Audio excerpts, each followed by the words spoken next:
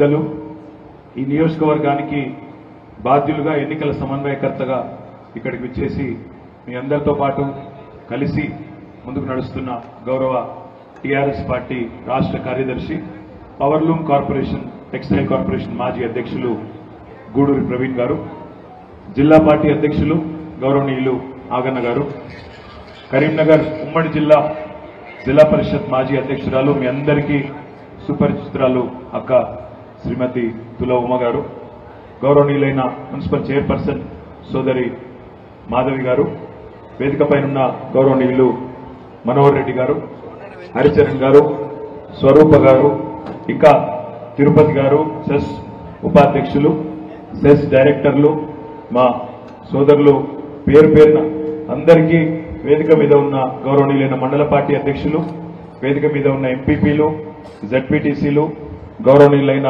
కౌన్సిలర్లు, వేదిక ముందున్న గౌరవనీయులైన మా అన్నదమ్ములకు, ఆడబిడ్డలకు అందరికీ పేరు పేరున నమస్కారం. పాత్రికేయ మిత్రులకు కూడా ప్రత్యేకంగా నమస్కారం. ఈ మీటింగ్లతో ప్రాబ్లం ఏంటంటే సరిగ్గా నాకు మైక్ ఇచ్చే వరకు అందరికీ కడుపులో కాలుతున్నప్పుడు నాకు మైక్ ఇస్తున్నారు. ఈ మధ్య నాకు తెలుసు మీకు ఆకలి అవుతుంది, ఎక్కువసేపు మాట్లాడితే అదో బాధ. మరి మా అంకుల్ ఏమో కరెక్ట్గా మరి భోజనం పెట్టినో లేదో కానీ మైక్ మాత్రం టైంకి ఇచ్చింది. మిత్రులందరితో ఒకటే ప్రార్థన, వినోద్ కుమార్ గారు 4 విషయాలు అద్భుతంగా చెప్పింది. ఎందుకు ఉండాలి గులాబీ కండువా పార్లమెంట్లో అంటే, రేపు హైదరాబాద్ ను దబ్బన 10 ఏళ్లు ఉమ్మడి రాజధాని అయిపోతుంది జూన్ 2 తారీఖు నాడు. ఆ తర్వాత దీన్ని కేంద్ర పాలిత ప్రాంతం చేస్తామని ఎవడన్నా తలమాసిన సన్నాసి కాంగ్రెస్ ఓడో బీజేపీ ఓడో కుట్ర చేస్తే అడ్డుకునే శక్తి ఉన్నది ఇదే గులాబీ కండువాకు తప్ప వాళ్ళతో కాదు. అదేవిధంగా మన అవసరాలు తీరకుండా మన తెలంగాణలో పార్కం ఉన్న గోదావరిని కిందికి కొండపోతాం, కావేరికి కలుపుతాం, పెన్నకు కలుపుతాం అంటే అడ్డుకునే శక్తి ఉన్నది ఈ గులాబీ కండువాకు తప్ప వేరే సన్నాసులకు కాదు. అట్లాగే రేపటి రోజున 2026లో దేశం మొత్తంలోని పార్లమెంటు సీట్ల పునర్విభజనలో ఉత్తరప్రదేశ్లో జనాభా ఎక్కువ ఉన్నది, ఉత్తర భారతంలో జనాభా ఎక్కువ ఉన్నది. కాబట్టి అక్కడ ఎక్కువ సీట్లు పెడతాం, ఇక్కడ తక్కువ చేస్తాం అని మన గొంతు నొక్కే ప్రయత్నం చేస్తే అడ్డుకునే సత్తా ఉన్నది ఈ గులాబీ జెండాకే. అదేవిధంగా డాక్టర్ బాబాసాహెబ్ బిఆర్ అంబేద్కర్ రాసిన రాజ్యాంగాన్నే రద్దు చేసి రిజర్వేషన్లను ఎత్తేస్తామని మాట్లాడుతున్నారు కొంతమంది బీజేపీ ఎంపీ అభ్యర్థులు. 3/2 మెజారిటీ వస్తే 400 సీట్లు గెలిస్తే రాజ్యాంగం తీసేస్తాం, రిజర్వేషన్లు తీసేస్తాం అని మాట్లాడుతున్న బీజేపీ అరాచకాలను అడ్డుకోవాలంటే ఆ సత్తా ఉన్నది ఈ గులాబీ జెండాకే అనే మాటను విజ్ఞప్తి చేస్తున్నాం. ఎందుకు ఉండాలి గులాబీ జెండా పార్లమెంట్లో అంటే, విషయం తెలిసినోడు, వినయం ఉన్నోడు, పరిజ్ఞానం ఉన్నోడు, ప్రజల కోస తెలిసినోడు, ప్రజల భాష తెలిసినోడు, ప్రజల సమస్య తెలిసినోడు పార్లమెంట్లో ఉండాలి తప్ప గాలి తిరుగుడు, గాలి ముచ్చట్లు చెప్పేటోడు మనకు పార్లమెంట్లో అక్కర్లేదు. కాబట్టి ఈ గులాబీ జెండా పార్లమెంట్లో ఉండాలి.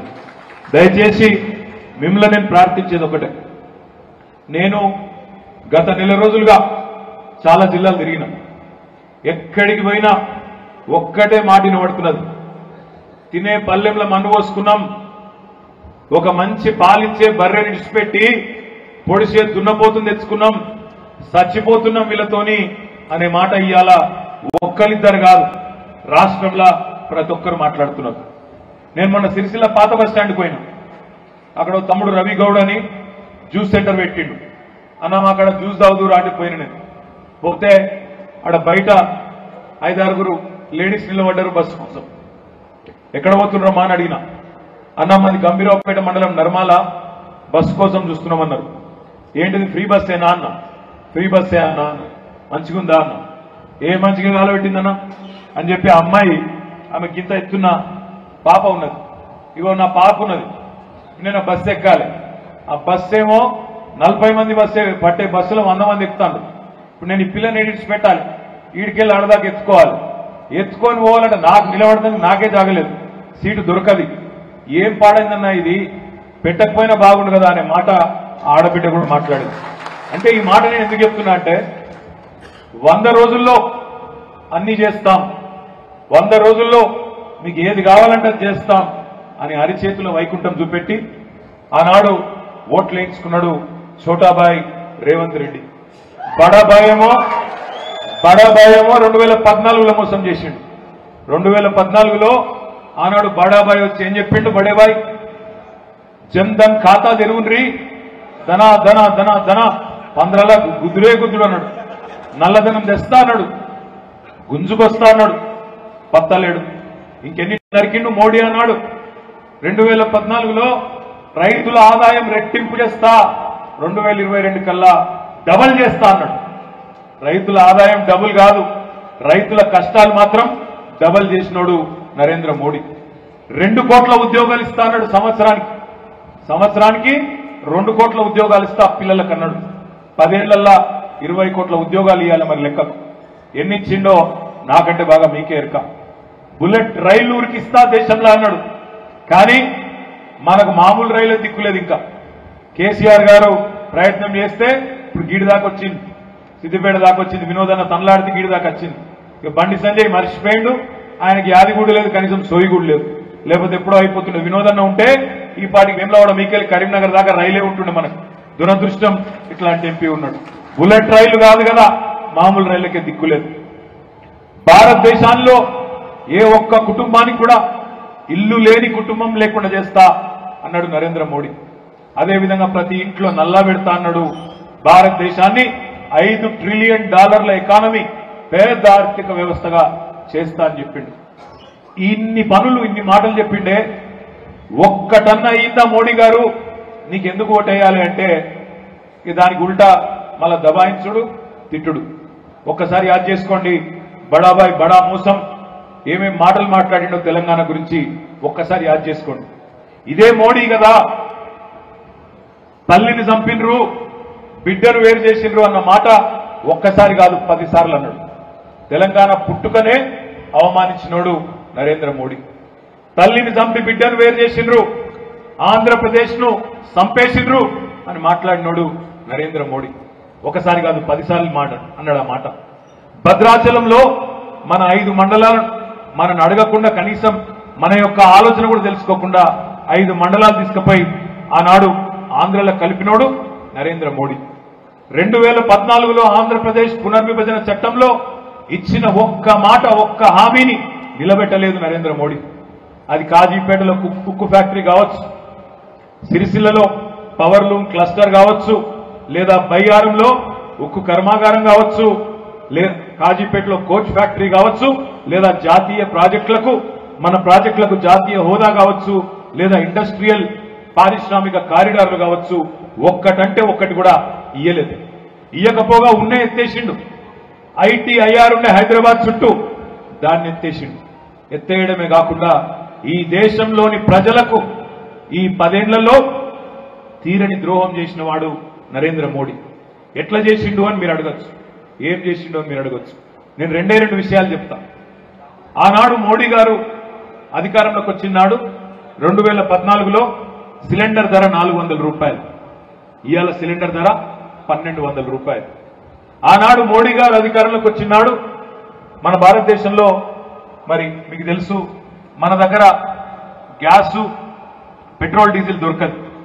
బయటికెళ్ళి ముడి చెమురు కొనుకొచ్చుకొని ఇక్కడ రిఫైనరీలో శుద్ధి చేసి పెట్రోల్, డీజిల్ తయారు చేసుకొని మనం మనకాడ అమ్ముకుంటాం. ఏడ దొరుకుతుంది ముడి చెమురు?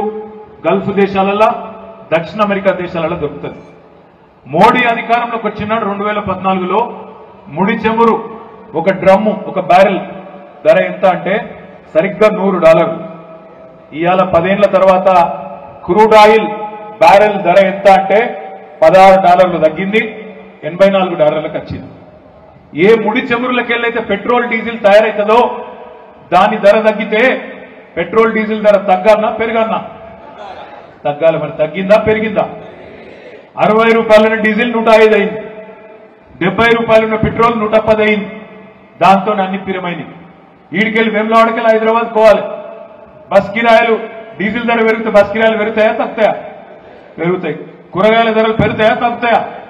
సరుకు రవాణా ఛార్జీలు పెరిగితే పప్పు పిరమైతుంది, ఉప్పు పిరమైతుంది, నూనె పిరమైతుంది, చింతపండు పిరమైతుంది, బస్ కిరాయిలు పిరమైతాయి. ఇవన్నీ పిరం చేసిన పిరమైన ప్రధానమంత్రి నరేంద్ర మోడీ గారు.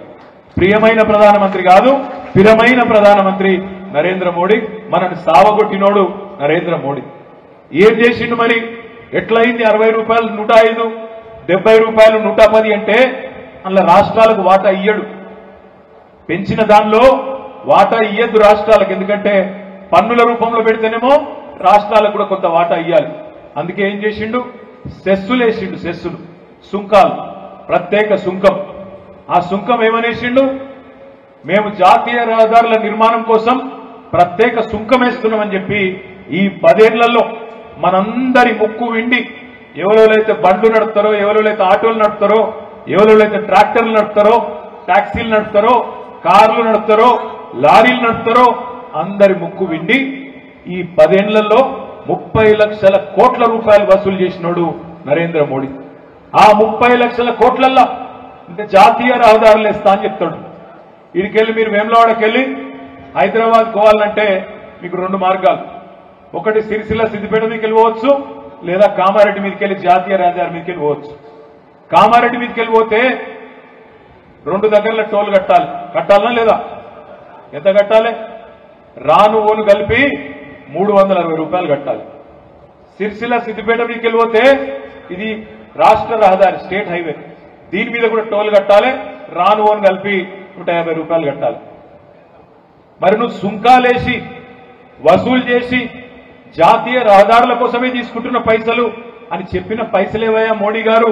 మరి మళ్ళా మా తోలు వలిసి టోల్ ఎందుకు వసూలు చేస్తున్నావు అంటే దానికి సమాధానం చెప్పాడు. ఏం చేసిండు? ఎవరికైనా 30 లక్షల కోట్లు, 30 లక్షల కోట్లకెళ్ళి 14.5 లక్షల కోట్లు అంటే సగం అదానీలకు, అంబానీలకు వాళ్ళ రుణమాఫీ చేసిన దుర్మార్గుడు నరేంద్ర మోడీ. ఈ విషయం మనకు తెలియదు, చాలా మందికి తెలియదు. ఆయన ఎందో గొప్పోడు, ఆయన ఏందో ఇంద్రుడు చంద్రుడు అని మాట్లాడతారు కొంతమంది. దయచేసి ఆలోచించండి. అన్ని పిరం చేసి రూపాయి విలువను పాతాళంలోకి తీసుకుపోయి అప్పులను ఆకాశంలో పెట్టి ధరలను ఆకాశంలో పెట్టి దేశంలో పిల్లల మనసు నిండా మతం పేరు మీద విషం నింపి ఎదురుగా కూర్చున్నాడు. హిందువా, ముస్లిమా, క్రిస్టియనా అనే ఆలోచన తప్ప మరో ఆలోచన లేకుండా అవతలోని కులము మతము అదే మెయిన్ అన్నట్టుగా, అదే ముఖ్యమన్నట్టుగా ఇవాళ దేశాన్ని అస్తవ్యస్తం చేస్తున్నది నరేంద్ర మోడీ పార్టీ, భారతీయ జనతా పార్టీ. ఏమన్నా గట్టిగా అన్నామనుకో, ఇప్పుడు నేను అడిగినట్టు 5 పైసలు పనిచేసినవా బండి సంజయ్ 5 ఏళ్లలో ఒక్క ఊరికి ఒక్క శిలాఫలకం ఉన్నదా నీది అని గట్టిగా అడిగినావనుకో ఏమంటాడు ఎరికేనా? జై శ్రీరామ్. అది ఒక్కటే ఎరక. మా ఉమ్మక్క కరెక్ట్ చెప్పింది. ఊళ్ళల్లో మనమేమో ప్రతి ఊళ్ళో 100 మందికి తక్కువ కాకుండా మనం ఉంటాం. వాళ్ళేమో ఊరికి 2-3 ఉండరు. కానీ ఆ 2-3 వాడే డోర్ స్టిక్కర్ ఎత్తాడు, వాడే అక్షింతలు పంచుతాడు, వాడే జాండాలు కడతాడు, వాడే లొల్లి పెట్టుకుంటాడు, వాడే జై శ్రీరామ్ అంటాడు. వాడిద్దరున్నా ఒక్కొక్కటి 4 జెండాలు పట్టుకొని 8 జెండాలు పట్టుకొని ఆగమాగని చెప్తారు. ఇది వాస్తవమా కాదా? మరి ఏమైతుంది? ఎందుకైతుంది ఇట్లా? మరి 100 మంది ఉన్న మనం, 150 మంది ఉన్న మనం ఇద్దరున్న బీజేపీని ఎందుకు తిప్పికొట్టలేకపోతున్నాం వాళ్ళ వాదన అంటే దానికి కారణం ఒకటే. అందులో తప్పు మనందరిది ఉన్నది. ఇక్కడ వేదిక మీద కూర్చున్న వాళ్ళది ఉన్నది, కింద ఉన్నది ఉన్నది. మనం అసెంబ్లీ ఎన్నికల్లో కూడా మనం ఓడిపోయినామంటే మనల్ని ప్రజలు ఓడించలే, మనది మనమే ఓడించుకున్నాం. వాస్తవం చెప్పాలి, నేను మిమ్మల్ని వేరే ఉద్దేశంతో అంటాను. మనది మనమే ఓడించుకున్నాం. ఒకళ్ళకు పెత్తనం ఇస్తే ఇంకోళ్ళకు కోపం. నేను ఇప్పుడు మనోహర్ రెడ్డి పేరు చెప్పిన అనుకో ఇంకోళ్ళ కోపం వస్తుంది. నేను మాధవి పేరు చెప్పిన అనుకో నా పేరు చెప్పలేదని ఇంకోళ్ళ కోపానికి వస్తుంది. అది ఏదో ఆయనకేదో మీటింగ్ ఉన్నది, ఆడావుడు ఉన్నది, ఎండాకాలము పాపం వయసు కూడా అయిపోతుంది అనుకోరు. నాకు కాదు లచ్చన, నాకు ఇంకా వయసు ఉంది. ఎందుకంటే ఎట్లా తయారైందంటే ఓర్వలెంతనం ఎక్కువైంది మన దాంట్లో. మనకి మంది ఎక్కువైనాం, కారు ఓవర్లోడ్ అయింది. దాంతో ఇక కొద్దిగా ఇబ్బంది అవుతాడు. అన్ని పార్టీలకి వెళ్ళి మన పార్టీలకి వచ్చి కాబట్టి కొద్దిగా దాంతోనే కొద్దిగా ఇబ్బంది ఉన్నది తప్ప వేరే ముచ్చటేం లేదు. కానీ ఒక్కటి మాత్రం వాస్తవం, జై శ్రీరామ్ అంటాడు బీజేపీ కార్యకర్తలు. మనకు కూడా ఇబ్బంది ఏం లేదు. మనం కూడా జై తెలంగాణ అందాం, జై భారత్ అందాం, జై శ్రీరామ్ కూడా అందాం. మనకేం ఇబ్బంది లేదు. రాముడు అందరివాడు, రాముడు దేవుడు. రాముడు బీజేపీ ఎంపీ కాదు, బీజేపీ ఎమ్మెల్యే కాదు. రాముడు బీజేపీ సభ్యుడు కాదు, రాముడు అందరి వాడు. నేను ఒక్క మాట మాత్రం బరాబర్ చెప్తా. బీజేపీలు ఎట్లా మాట్లాడతారంటే వాళ్ళే ఏదో రాముడిని శ్రీరాముడిని మనకు పరిచయం చేసినట్టు చెప్తారు. ఇప్పుడు ఈ వేదిక మీద ఒక్కసారి చూడరు మీరు. ఇగో హరిచరణ్ రావు జోర్దార్ బొట్టు పెట్టిండు, పొడుగు నామం పెట్టిండు. ఇగో మా మనోహరణ జబర్దస్త్ పెట్టిండు. ఆగో దేవరాజమన్న జబర్దస్త్ మంచి బొట్టు పెట్టిండు. అందరి ఒక్కసారి చూడరు. ఇగో ఈ వేదిక మీద ఎంతమంది బొట్లు పెట్టుకున్న ఉన్నారు చూడండి. వేదిక ముంగట కూడా చూడండి. ఎవరు పెట్టిన మరి మీకు బొట్టు? బండి సంజయ్ వచ్చి పెట్టిండా? మోడీ వచ్చి పెట్టిండా? మీ ఇంట్లో పూజా మందిరాలు లేవు, దేవుని పటాలు లేవు, ఇదివరకు దేవునితో సంబంధం లేదు. బండి సంజయ్ వచ్చే మనకు పరిచయం చేసినంత బిల్డప్. నాకు తెలియక అడుగుతా, ఎమ్లాడ రాజన్న ఎప్పటి నుంచి ఉన్నాడే? మనందరం పుట్టక ముందు ఉన్నాడు కదా. మా సిరిసిల్లలో మార్కండే స్వామి ఎప్పటి నుంచి ఉన్నాడు?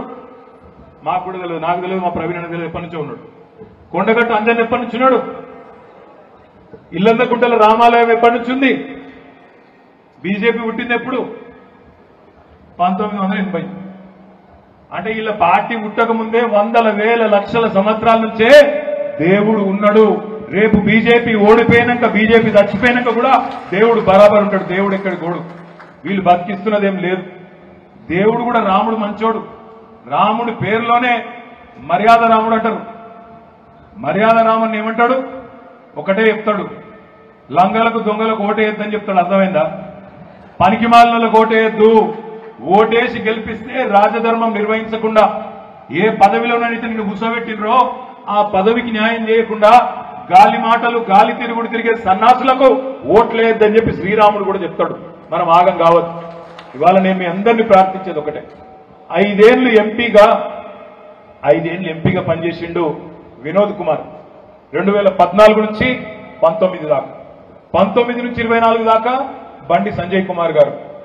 5 ఏళ్లు ఆయన, 5 ఏళ్లు ఈయన పనిచేసారు. మోడీ ప్రభుత్వం 10 ఏళ్లు ఉన్నది. మరొక్కసారి బేరీ చేసుకుందామా? ఒక్కసారి ఇదే ఫంక్షన్ హాలు మా బాబుసాహెబ్పేట సర్పంచ్ దా, ఇది బాబుసాహెబ్పేట సర్పంచ్ సాబ్ దట. సర్పంచ్ సాబ్ నువ్వు ఒకవేళ కిరాకి ఇస్తా అంటే లేదా ఫ్రీకి ఇస్తా అంటే, గంగాధర్ ఎక్కడున్నాడు? ఒకవేళ గంగాధర్కి నొప్పుకుంటే ఏం చేద్దామంటే ఇక్కడనే మనమే వేదిక ఏర్పాటు చేద్దాం. వినోద్ అన్నని రమ్మందాం, బండి సంజయ్ గారిని కూడా రమ్మందాం.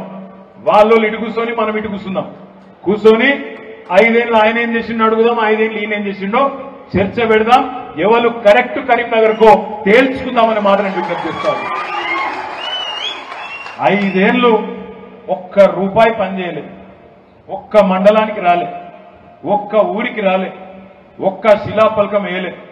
ఆడబడతాడ తిట్టుకుంటూ తిరుగుడు తప్ప, ఆడ తిట్టుకుంటూ తిరుగుడు, ఈడ తిట్టుకుంటూ తిరుగుడు, గాలి తిరుగుడు తప్ప ఒక్క పని పార్లమెంట్ సభ్యుడు చేయవలసిన ఒక్క పని చేయలే.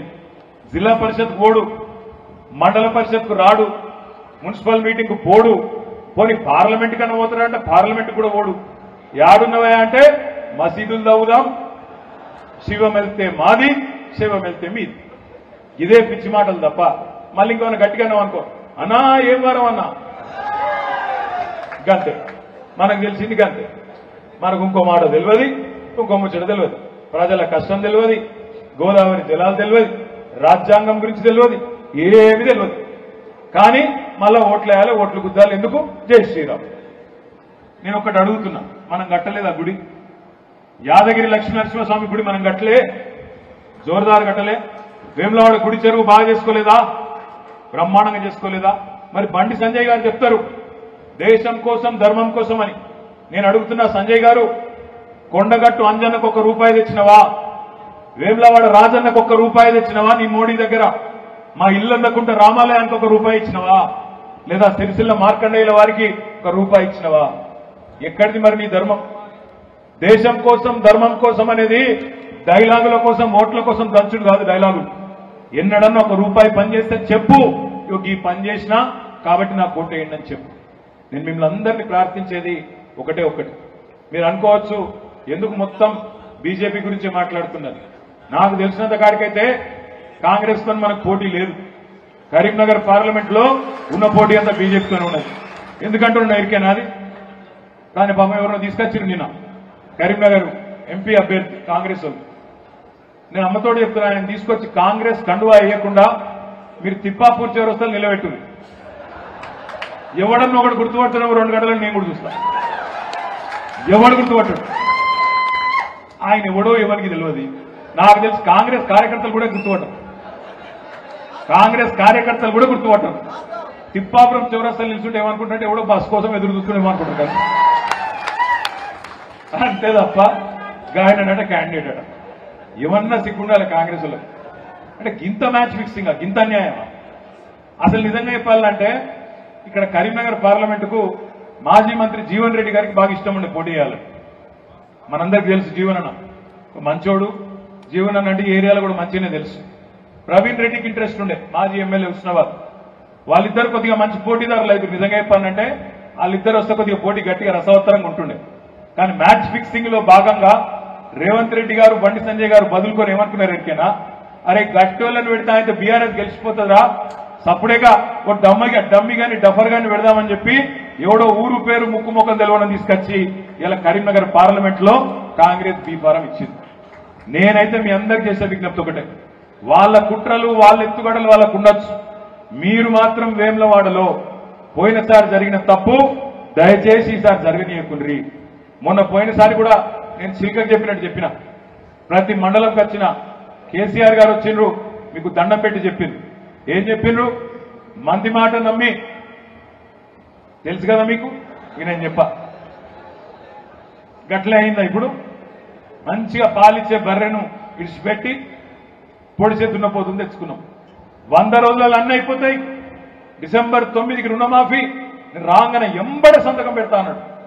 అయిందా సంతకం? అడగాలి మనం రైతన్నలను, మార్పు బాగున్నదే అని. ఎవరెవరైతే గుద్దినరో అడగాలి, మార్పు మంచిగుందా అని అడగాలి. డిసెంబర్ 9 రుణమాఫీ అన్నాడు కదా, అయ్యిందా?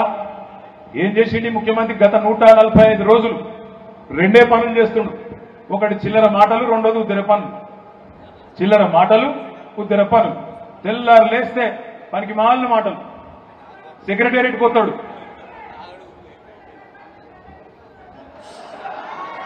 ఏందట గడ్డం గీక్కున్నాడు. ఎవరు? అచ్చా ఆయన. నేను చూడలేదు అన్న, నీ పేరెందుకు నేను ఆ వీడియో చూడలేదు, నాకు ఫార్వర్డ్ చేశారు. నేనేమంటున్నా, ఈ ముఖ్యమంత్రి సెక్రటేరియట్ పోయింది. సెక్రటేరియట్ పోయి అంటాడు ఆడ ఇగిలించుకుంటా, నేను ఊళ్ళో అంకె బిందెలు ఉంటాయనుకొని వచ్చినా ఇక్కడ ఖాళీ కుండలు ఉన్నాయంటాడు. నాకు తెలియకడుగుతా, గడ్డపారలు పట్టుకొని తటపారలు పట్టుకొని నెత్తి మీద కిసినట్టు తువాల కప్పుకొని అర్ధరాత్రి ఎవరు తిరుగుతారు లంక బిందెల కోసం? పాడుబడ్డ గుడులల్లా, పాడుబడ్డ గడిలల్లా ఎవరు తిరుగుతారు? పచ్చి దొంగలు లంగలు తిరుగుతారు. మరి ఇదివరకు రేవంత్ రెడ్డి ఏం చేస్తున్నారో నాకైతే తెలియదు. లంక బిందెలు లేవు అని ఇకిలిస్తుండు. ఉంటాయా లంక బిందెలు సెక్రటేరియట్లా? ఎవడన్నా బుద్ధినోడు మాట్లాడతాడా? ఇంకా అన్యాయం వచ్చేది మీకు ఇంకోటి చెప్తా. నేను జేబుల కత్తెర పెట్టుకొని తిరుగుతున్నా, నా కొడుకుల్లారా కత్తిరిస్తా అంటుండు, మెడల పేగులు వేసుకుంటా అంటుండు. ఎవడన్నా ముఖ్యమంత్రి మాట్లాడతాడే? మెడల పేగులు వేసుకుంటాడు ఎవడన్నా? నువ్వు పోటీ కొట్టేటోను ముఖ్యమంత్రి నాకు తెలియక అడుగుతా. ఇంత అన్యాయమా? అయితే మొన్న నాకు మా జగదీష్ రెడ్డి అనే చెప్తుండే, మాజీ మంత్రి గారు, సూర్యాపేటలో నట ఆయనకి ఇచ్చిన ఇక ఫ్రీ బస్సు కదా, ఫ్రీ బస్సులా బాగా మంది ఎక్కిర్రట. వచ్చే స్టాప్ కాడికి పోయే వరకు ఆయన కొంతమంది జేబులు పోయి, జేబులో పైసలు పోయి, పర్సులు మాయమయ్యే వరకు వాళ్ళు దొంగ అనే వరకు ఆయనతో ఒక పిల్లగాని పట్టుకున్నారు. పట్టుకున్నాక పోలీసులకు అప్పచెప్పింది. పోలీసుడు మొత్తం దేవులాడి వాళ్ళ మీద పర్సు లేదు, పైసలు లేవు, కానీ జేబులో కత్తెర దొరికింది. దొరికితే అన్నాడట, అరే పర్సులు తీరా అన్నాడు. నాకు సంబంధమే లేదు సార్, నేను దొంగను కాదు అన్నాడు వాడు. మరి జేబులో కత్తెర ఎందుకు పెట్టుకున్నారట? అవు సార్ రేవంత్ రెడ్డి పెట్టుకుంటాడు, నేను పెట్టుకుంటా అడుగుతావా సార్? అట్లా ఎవరు పెట్టుకుంటారు జేబుల కత్తెరలు? ఎవరు పెట్టుకుంటారు? జేబు దొంగలు పెట్టుకుంటారు. ఈ ముఖ్యమంత్రి గారు ఏమనలేనను అన్ని బోగస్ ముచ్చట్లు, బోగస్ మాటలు. బోనస్ అన్నాడు, 500 రూపాయలు క్వింటాల్కు బోనస్. అయిందా? వచ్చిందా? 500 బోనస్ బోగస్ అయిపోయిందా? ఎత్తిపోయిందా? రుణమాఫీ ఎత్తిపోయింది, బోనస్ బోగస్ అయ్యింది. తులం బంగారం అని మా ఆడబిడ్డలకు చెప్పిండు. దొరకలేనట్టుంది తులం బంగారం ముఖ్యమంత్రి గారికి. ఏం కూడా బంగారం షాపులు ఉన్నాయా? ఆది సీన్ నాకు చెప్పండి, బంగారం షాపు ఇన్నే ఉన్నది, మేము ఇప్పిస్తాం, తులం బంగారం ఈ నువ్వు అని చెప్పి. ఎందుకంటే తిరిగిండాలే చెప్పుకుంటా. ఊరికి చెప్పిరు తులం బంగారం ఇస్తాం. కేసీఆర్ 1,00,000 రూపాయలు ఇస్తుండు, మేము మీదికెళ్ళి తులం బంగారం ఇస్తాం అన్నాడు. సీనన్నా చూస్తున్నావు కావచ్చు, నువ్వు కూడా చూస్తుంటే ఈను మీ ఏం బంగారం షాపులతో మాట్లాడు. మా ఆడబిడ్డలకు ఇచ్చిన మాట ప్రకారం బరాబర్ తులం బంగారం ఇయ్యాలి, ఇయ్యకపోతే ఊకోము. 2500 అన్నాడు ఆడబిడ్డలకు, కోడళ్లకు 2500, ముసలోళ్ళకైతే కేసీఆర్ ఒక్కలకే ఇస్తుండు, మేము ఇద్దరికి ఇస్తాం. ముసలవ్వకు ముసలయ్యకు ఇద్దరికి కలిపి 8000, సరి 4000 ఇస్తామన్నాడు. మరి ఆడవా? అందుకే ఉద్దర పన్నులను ఉత్తగానే అనలే నేను, చిల్లర మాటలు ఉద్దర పన్నులు. ఉద్దర పనులు ఎందుకు? ఆర్టీసీని పిలిచిండు ముఖ్యమంత్రి, పిలిచి రాసుకో ఖాతాలా అన్నాడు, వాడు రాసుకుంటున్నాడు. కరెంట్ వాడిని పిలిచిండు, రాసుకో ఖాతాలా అన్నాడు, వాడు రాసుకుంటున్నాడు. కట్టేది లేదు, పీకేది లేదు. అది నీకెరికే మాకెరికే. పార్లమెంట్ ఎన్నికల తర్వాత అవి రెండు కూడా విక్తాయి పక్క. మనం చెప్పవలసిందల్లా ఒకటే, గ్రామాల్లో మనం ఆనాడు 2 ఎంపీలు ఉంటే కూడా, వినోదన్న వాళ్ళు ఒకసారి 5 ఎంపీలు ఉంటే కూడా, కేంద్ర ప్రభుత్వం మెడలు వంచి, కాంగ్రెస్ మెడలు వంచి తెలంగాణ అనేది ఇచ్చిన పార్టీ ఈ గులాబీ పార్టీ. రేపు మళ్ళా మీరు ఒక 10-12 పార్లమెంట్ సీట్లు ఇస్తే వీళ్ళ మెడలు వంచి మళ్ళా వీళ్ళు ఇచ్చిన 420 హామీలు అమలు చేయించేది కూడా ఇదే గులాబీ కండువా అనే మాట ప్రజలకు చెప్పాలి. ఆయన నాకు తెలుసు ఒక మాట, మొన్నటిదాకా వేములవాడల మన ఎమ్మెల్యే రమేష్ బాబు ఉండే, డిసెంబర్ 3కు ముందు. అంతకుముందు మన ప్రభుత్వం ఉండే. మనకు మంచిగా ఊళ్ళలో నాయకులు ఫోన్ చేసినా సెక్రటరీ స్పందిస్తుండే, ఎంఆర్ఓ మాట్లాడుతుండే. మన ఎంపీపీలు జడ్పీటీసీలు పోతే మంచిగా కూర్చోబెట్టి ఎండీఓ గారు, ఎంఆర్ఓ గారు, ఇక మా జిల్లా పరిషత్ వైస్ చైర్మన్ పోతే కూర్చోబెట్టి ఛాయ్ దాపి, బాగుండ్రా సార్, ఎట్లున్నారు సార్, జర చెప్పండి సార్, అట్లా సార్ ఇట్లా సార్ అని బాగా మర్యాద ఇస్తుంది. ఉన్నదా ఇప్పుడు ఆ మర్యాద? డిసెంబర్ 3 తర్వాత పంచాయతీ సెక్రటరీ మాటిట్టుండా? మీరు ఊళ్ళల్లో శుక్రాయనం కూడా ఇటు పిలిస్తే ఆయన అడిగిపోతాడు. కొద్ది అవమానం అవుతుందా, చిన్నతనం అవుతుందా? మనది మనమే చేసుకున్నామా ఈ పని? అందుకే నేను మిమ్మల్ని కోరుతున్నా, మీ మనసులు ఎంతైతే బాధ ఉందో మాకు కూడా అంతే బాధ ఉంది. ఏమని? అయ్యో మంచిగా బ్రహ్మాండంగా కేసీఆర్ గారి పరిపాలన, ప్రజలకు లాభం చేసిన పరిపాలన, పేద ప్రజలను కడుపులో పెట్టుకొని చూసుకున్న పరిపాలన, రైతులకు గోస రాకుండా చూసుకున్న పరిపాలన, ఇట్లాంటి నాయకుడు పోయిండే అనే బాధ ఇలా సమాజంలోని ప్రతి వర్గంలో ఉన్నది. నేను మిమ్మల్ని కోరేది ఒకటే, మీరు 10-12 పార్లమెంట్ సీట్లలో కింద మీరు గెలిపిస్తే, ముఖ్యంగా మా గులాబీ దండు, సంవత్సరం లోపలనే మళ్ళీ తిరిగి కేసీఆర్ గారు రాష్ట్ర రాజకీయాన్ని శాసించే రోజు సంవత్సరం లోపలనే వస్తుంది. మర్చిపోకుండా. ఇప్పుడు మా ప్రవీణ్ ఒక మంచి మాట చెప్పిండు, ఏడ ఓగొట్టుకున్న దాన్ని అక్కడనే ఎత్తుకోవాలి అన్నాడు. మీరు ఎంలాడల్నే ఓగొట్టుకున్నారు 12,000 ఓట్లతో, ఇక్కడనే మళ్ళా తెచ్చుకోవాలి, ఇక్కడనే గెలుచుకోవాలి. ఉంటాయి ఊరన్నాక పంచాయతీలు ఉంటాయి, పంచాయతీలు లేని ఊరు ఉండదు. మనం ఎక్కువైనాం, మంది ఎక్కువైనాం, 100-150 మంది ఒక్కొక్క ఊళ్ళో ఉన్నాం. ఒకలంటే ఒకరికి వడది. పెద్ద వెంకటరెడ్డిని పిలిస్తే చిన్న వెంకటరెడ్డికి కోపం వస్తుంది. కానీ తప్పదు, ఇప్పుడు కలిసి కొట్లాడాలి. కలిసి మే 13 తారీఖు వరకు మనకెన్నున్నా మన తల్లిని ఎవడన్నంటే మాత్రం ఊకో. ఇలా తల్లి లాంటి పార్టీ కష్టంలో ఉన్నది. కష్టంలో ఉన్నప్పుడు మన పంచాయతీలు, మన బాధలు, మన కొట్లాటలు పక్కకు పెట్టి తల్లి లాంటి పార్టీని కాపాడుకొని మే 13 తర్వాత తప్పకుండా మళ్ళా లక్ష్మణరావు గారిని కూర్చోబెట్టుకొని ఏమైనా మాట్లాడుకునేది ఉంటే, ఏమైనా పంచాయతీలు ఉంటే తెంచుకుందాం. కానీ ముందు చేయాల్సిన పని, ఇప్పుడు మన నాయకుడు కేసీఆర్ గారిని కూడా మీరు చూస్తా ఉన్నారు. 70 ఏళ్ల వయసు. 70 ఏళ్ల వయసులో ఈ ఎడమ తుంటి ఇరిగితే నిజానికి ఈ వయసులో చాలా అవస్థ ఉంటుంది. ఆ పెద్ద ఆపరేషన్ అయింది, కట్టబట్టుకొని నడుస్తాడు. ఎండాకాలం సొంత బిడ్డను ఢిల్లీలో జైల్లో పెట్టిండు. పార్టీ ఓడిపోయింది. రోజు అడ్డమైన తిట్లు తిడతాడు. నమ్ముకున్నాడు ఒక్కొక్కడు జారుకుంటాడు. ఇన్ని అవస్థలలో కూడా కేసీఆర్ గారు ఇలా బయలుదేరిండు. బస్సు యాత్ర అని చెప్తే బ్రహ్మరథం పడుతున్నారు కేసీఆర్ గారు. మరి మన నాయకుడు 70 ఏళ్ల వయసులో గత తిరుగుతున్నప్పుడు ఎండా బిండా అని చూడకుండా మనం ఎట్లుండాలి? మనం కొట్లాడన్నా వద్దా? మనం గట్టిగా బయలుదేరన్నా వద్దా? తల్లి లాంటి పార్టీకి కష్టం వచ్చినప్పుడు మనం మన వ్యక్తిగతమైన పంచాయతీలు, వ్యక్తిగతమైన భేషజాలు, మనకుండే ఈగోలు పక్కకు పెట్టి కలిసిమెలిసి కొట్లాడాలన్నా లేదా ఆలోచన చేయండి. మన నాయకుడు ఇవాళ మనందరికీ స్ఫూర్తిదాయకంగా పార్టీ పెట్టిన 24 ఏళ్ల తర్వాత కూడా ఆయన కట్టె పట్టుకొని కూడా యుద్ధానికి బయలుదేరండి. మరి ఇవాళ ప్రజలు మంచిగా ఉన్నారు. ఉపాధి హామీ కూలీల దగ్గరికి పోయినా వాళ్ళు అంటున్నారు, అన్నా మళ్ళా కేసీఆర్ రావాలి అంటున్నారు. యువకుల దగ్గరికి పోతే వాళ్ళు అంటున్నారు, మమ్మల్ని మోసం చేసిండన్న రేవంత్ రెడ్డి, కేసీఆర్ ఇచ్చిన ఉద్యోగాలు ఈయన కాగితాలు ఇచ్చుకుంటా నేను ఇచ్చినా అని చెప్పుకుంటున్నాడని యువకులు మాట్లాడుతున్నారు. అదేవిధంగా మహిళలు మాట్లాడుతున్నారు, అన్నా నెలకు 2,500 అన్నారు, తులం బంగారం అన్నారు, మహాలక్ష్మి అన్నారు, ఇంకోటి అన్నారు, ఏది కాలేని వాళ్ళు బాధపడుతున్నారు. రైతులు నిజంగా తగ్గట్టే ఉన్నారు. రైతు భరోసా అన్నాడు, 15,000 అన్నాడు. రైతు భరోసా ఏమో కానీ రైతు బతుకే దిక్కు లేదు, ఇంకా 4 ఎకరాల కాడికే ఇచ్చిండనే మాట ఇలా రైతులు మాట్లాడుతున్నారు. వాస్తవమా కాదా? ఇవాళ ఈ పరిస్థితి ఊళ్ళల్లో ఉంది. కానీ లేనిదల్లా ఒకటే, లేనిదల్లా మనలో ఐకమత్యం, మనలో సమన్వయం. ఇదిగిన సెట్ అయితే వేములవాడల మా ఆగన్ అన్నాడు 14,000 అన్నాడు మెజారిటీ. 14,000 కాదు, ఇది ఐకమత్యం సమన్వయంతో మీరు పనిచేస్తే 25,000 మెజారిటీ ఒక్క వేములవాడకెళ్ళి వస్తుంది. దయచేసి నేను మిమ్మల్ని కోరేది ఒకటే, పొద్దున 1 గంట, సాయంత్రం 1 గంట, ఎక్కువ కూడా వద్దు. పొద్దున 1 గంట 7 నుంచి 8 దాకా ఎండదలగక ముందు, సాయంత్రం 1 గంట 6 నుంచి 7 దాకా మీరు గట్టిగా బూతుల వారీగా పంచుకొని ఇండ్లు 100 ఓట్లకు ఒకరు అనుకొని మీరు కింద తిరిగితే దానికి మించిన మందేం లేదు. ఒక 10-12 రోజులు గట్టిగా మనం పొద్దున సాయంత్రం అన్ని ఇళ్లకు పోయి కూర్చోవాలి. కాకపోతే మన వాళ్ళందరూ ఏం చేస్తారు, ఓ పాంప్లెట్ పట్టుకుంటారు, ఇట్లా ఫోటో దిగుతారు, వాట్సాప్లో లచ్చన్నకు పెట్టాలి, అందరు జెడ్పీటీసీలకు ఎంపీలకు పెట్టాలి, మండల ప్రెసిడెంట్కి పెట్టాలి, ఖతం. మళ్ళీ మన దారిని మనం తువాల దుంపాలి, అవతల పడాలి. గట్ల కాదు, పోవాలి, కూర్చోవాలి, ముచ్చట పెట్టాలి, అడగాలి. అన్న వచ్చినది 4,000 అని అడగాలి, అన్న వడ్డదా రైతు బంధుని అడగాలి, తులం బంగారం వచ్చిందా అని అడగాలి, ఫ్రీ స్కూటీ అన్నాడు వచ్చిందా అని అడగాలి, కౌలు రైతులకు న్యాయం చేస్తా అన్నాడు చేసిందా అని అడగాలి, రుణమాఫీ అయ్యిందా అని అడగాలి, ఇచ్చిన మాట అమలు చేయని కాంగ్రెస్ పార్టీకి ఎందుకు ఓటేయాలని అడగాలి.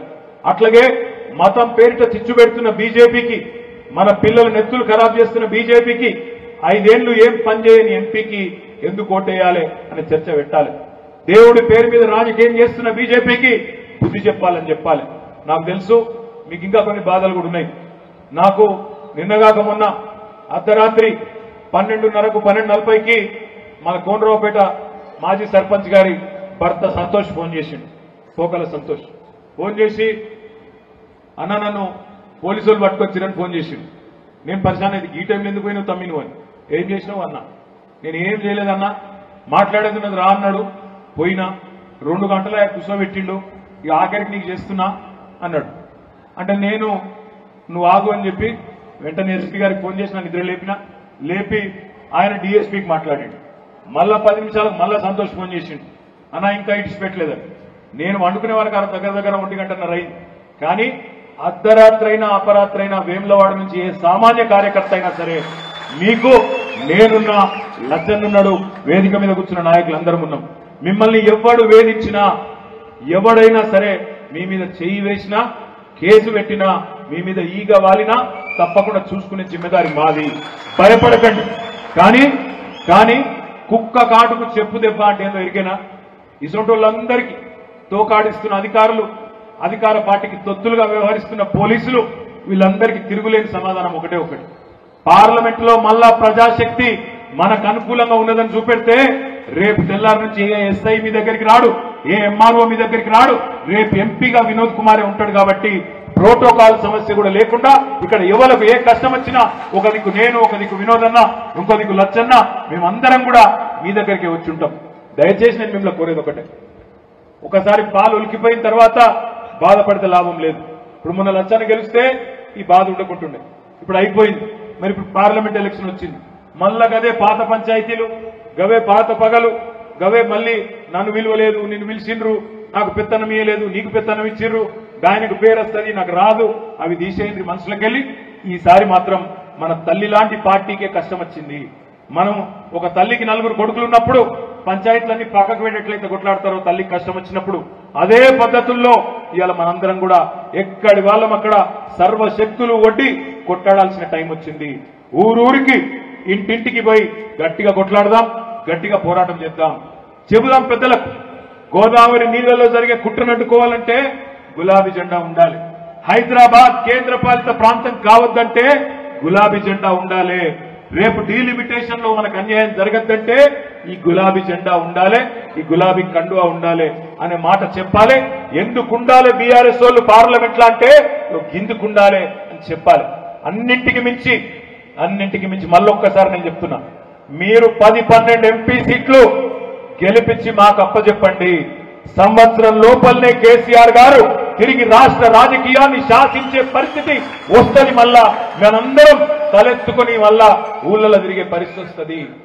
తెలుసు నాకు, మీకు బాధున్నది మనసుల. కాంగ్రెస్ వాడు పటాకులు కాలుస్తుంటే మనం పక్కకెళ్ళి తలదించుకొని పోతున్నాం. వాడు చిన్న కార్యకర్త కూడా నేనే రేవంత్ రెడ్డిని అన్నంత లెవెల్లో పోజులు కొడుతుంటే మీకు లోపలికి వెళ్ళి మండుతుంది. నాకు ఎరికే. కరెక్టేనా అని చెప్పేది? ఛాయ్ హోటల్ కాడ ఆడ ఈడ నిన్న మొన్నటిదాకా మన ముంగట కళ్ళెత్తి చూస్తేందుకు భయపడ్డ కాంగ్రెస్ వాడు ఇవాళ కాలెరగరేస్తుంటే మీకు లోపలికి వెళ్ళి మండుతుంది. నాకు తెలుసు. మరి దానికి బెస్ట్ మంది ఏంటంటే ఇదే బెస్ట్ మంది ఏంటంటే బెస్ట్ మందు కాంగ్రెస్ వాళ్ళకు బీజేపీ వాళ్ళకు మన గెలుపే సమాధానం కావాలి. ఓటుతోని మీరిచ్చే తీర్పు. ఇప్పుడు ఒక మంచి మాట వినోద్ కుమార్ గారు గొప్ప మాట చెప్పి, రాష్ట్రంలో మనకు వాళ్ళ ఫరక్ ఎంత ఉండే, మన కాంగ్రెస్ మనకు 1.8%. అంటే ఎంత? 100కి 20 ఓట్లు. 100కి 20 ఓట్లు. 20 కాదు, 2 ఓట్లు. 100కి 2 ఓట్లు. 1000కి 20 ఓట్లు. అంటే ఒక ఊళ్ళే ఒక 20 ఓట్లు అన్న మనం మలిపింటే ఇప్పుడు ఈ గోస్తనే ఉండకుంటుండే, ఈ బాధనే ఉండకుంటుండే. మా చెల్లెలు మాధవి చెప్పింది 260 బూతులు. 260 బూతుల కింద మొన్న మీ అందరు కూడమలుకొని తలా 20 ఓట్లు తెచ్చింటే లచ్చన్నకు ఇలా లచ్చన్న ఎమ్మెల్యే ఉంటుండే. తలా 20, ఎక్కువ కూడా కాదు. అందుకే దయచేసి మిమ్మల్ని కోరేది, ఒక్కొక్క ఓటు కీలకం. ఒక్కొక్క ఓటు కీలకం. ఏ బూత్ ఆ బూత్కు బాధ్యత తీసుకోండి. రేపు మనకు ఎంపీ ఉంటే అదనంగా శక్తి ఉంటుంది. ఎమ్మెల్యే లేని కాడ ఎంపీ గారు వచ్చి అడ్డా పెట్టి ప్రోటోకాల్ ప్రకారం అన్ని జరగాలని చెప్పి మన హక్కుల కోసం కొట్లాడే పరిస్థితి వస్తుంది. ఆఖరి మాట నేను చెప్పేది, ఈ ఎలక్షన్ అయిపోగానే వెంటనే జెడ్పీటీసీ ఎలక్షన్ ఉంది, ఎంపీపీ ఉన్నది, ఎంపీటీసీలు ఉన్నాయి, తర్వాత సర్పంచులు ఉన్నాయి, సొసైటీలు ఉన్నాయి. ఇవాళ మీరు మా కోసం, పార్టీ కోసం, ఎంపీ అభ్యర్థి కోసం మనందరం కష్టపడితే నేను మీ అందరికి మాటిస్తా ఉన్నా, రేపు నేను కూడా వేములవాడ నియోజకవర్గంలోని ప్రతి మండలానికి వస్తా, స్థానిక సంస్థల ఎన్నికల్లో ప్రతి ఊరు తిరుగుతా, మిమ్మల్ని గెలిపించేందుకు నేను కూడా కాలికి బల్పం కట్టుకుని తిరుగుతా. ఎందుకంటే ఈ జిల్లాలో రేపు జిల్లా పరిషత్ గెలవాలి, మనం ఎంపీపీలు గెలవాలి, మళ్ళా సెస్ గెలవాలి. ఈ జిల్లా మీద మన పట్టు గులాబీ జెండాకే పట్టున్నదన్న మాట మళ్ళొక్కసారి రుజువు చేయాలి. రాజన్న సిరిసిల్ల జిల్లాలో ఉన్నదే మీరు, మేము. వేములవాడ, సిరిసిల్ల తప్పితే ఒక ఇల్లంతకుంటే ఒక బోయినపల్లి. మరి మనం గట్టిగా ఈ 13 మండలాలు మనం గట్టిగా అరుచుకుంటే, గట్టిగా చూసుకుంటే జిల్లా పరిషత్ మనదే అవుతుంది, ఎంపీపీలు మనోళ్ళు అవుతారు, జెడ్పీటీసీలు మనోళ్ళు అవుతారు, కిందికి వెళ్ళి మీదాకా మనమే ఉండే ఆస్కారం ఉంటుంది. అందుకే మీకు దండం పెట్టి చెప్తా ఉన్నా, పాత పంచాయతీలు పక్కకు పెట్టండి, పాత పగలు పక్కకు పెట్టండి, వర్గ పోరులు పక్కకు పెట్టండి. ఈయన రమేష్ బాబు మనిషి, ఆయన ఫలానా మనిషి, ఏ మనిషి లేరు. అందరం కేసీఆర్ మనుషులమే, అందరం గులాబీ జెండా కప్పుకున్న వాళ్ళు ప్రతి ఒక్కరూ మన వాళ్ళు. దయచేసి నేను ప్రార్థిస్తున్నా, దయచేసి వేదిక మీద ఉన్న పెద్దలందరినీ కూడా కొడతా ఉన్నా, పోయినసారి జరిగిన తప్పు ఈసారి జరగద్దు. అసెంబ్లీ ఎన్నికల్లో కొన్ని తప్పులు జరిగినాయి, తెలుసో తెలియకనో పొరపాటు జరిగినాయి, ఇప్పుడు జరగద్దు. కలిసిపోదాం, కలిసి నడుద్దాం. 13 మే తర్వాత ఏమన్నా ఉంటే పంచాయతీలు అప్పుడు చూసుకుందాం. అప్పుడు మా ప్రవీణ్ నన్ను పంపిస్తా, పంచాయతీలు బాగా చెప్తాడు, అన్న కూడా మంచిగా చూసుకుంటాడు. మీకు వద్దా? నన్నేమో వేములవాడలో కొడుతున్నావు, అన్నేదో కుట్రవంతుడు నా మీద. సడన్ గా నన్ను ఇప్పుడు వేములవాడ ఎమ్మెల్యే చేసి నేనేమంటున్నా అంటే, మీ అందరితో మళ్ళొక్కసారి ఆఖరికి ముగించాను. దయచేసి మంచి ఉత్సాహభరితమైన వాతావరణం ఫీల్డ్ లో ఉంది. గ్రామాలలో ప్రజలు మనకు అనుకూలంగా ఉన్నారు. మీరు అడుగుడే ఆలస్యం, అడుగుడే తరువాయి. మీరు అడగాలి, మనం పోవాలి, కుదిరకియాలి, కూర్చోవాలి. ఇళ్లలో పోయి మధ్యాహ్నం పూట కూర్చుంటే అయ్యో కొడుకు పాపం ఎండ పూట వచ్చిండని చెప్పి షర్బత్ కూడా ఇస్తారు, మీకు చల్ల వస్తారు. ఛాయ్ వద్దు చిన్నమ్మ అంటే మంచిగా షర్బత్, మంచిగా లస్సీ కూడా ఇస్తారు మీకు కావాలంటే. మంచి కూర్చోని ముచ్చట పెట్టుండ్రి, అడుగుండ్రి, ఆగమాగం పాంప్లెట్ వారే చురుకొకుండ్రి. కూర్చొని ముచ్చట పెట్టి నెత్తికెక్కేటట్టు చెప్పి అర్థం చేయించి, ఎందుకు ఓటేయాలి, ఎందుకు అన్ని వస్తువులు పిరమైనవి, మోడీ గారు చేయబట్టి ఇలా దేశం ఎట్లా దెబ్బతిన్నది, ఇవన్నీ చెప్పి సంజాయించి నెత్తికెక్కేటట్టు చెప్పి మతం పిచ్చిలో ఉన్న వాళ్ళని కూడా బయటికి తీసుకురండి. ఒక్కొక్కరిని కౌన్సిలింగ్ చేసుకుంటా మన పేద ఆర్భాట ప్రచారాలు చేయాల్సిన అవసరం లేదు. మంచిగా చక్కగా ఇంటింటికి డోర్ టు డోర్ చేస్తే అదే చాలు మనకు. ఎందుకంటే ఎమ్మెల్యే ఎలక్షన్ లెక్క డామ్ డూమ్ అని ఎగరవలసిన అవసరం లేదు. మంచిగా సాప కింద నీరు లెక్క బ్రహ్మాండంగా ఇంటింటికి పోయి కూర్చొని తఫ్సీల్గా ముచ్చట చెప్పి అందరినీ కూడా బుదిరకిచ్చినట్టయితే ఓట్లు బ్రహ్మాండంగా పెద్ద ఎత్తున వస్తాయి. మీ అందరికీ పేరు పేరున మళ్ళొకసారి వేములవాడలో ధన్యవాదాలు తెలియజేస్తూ జై తెలంగాణ.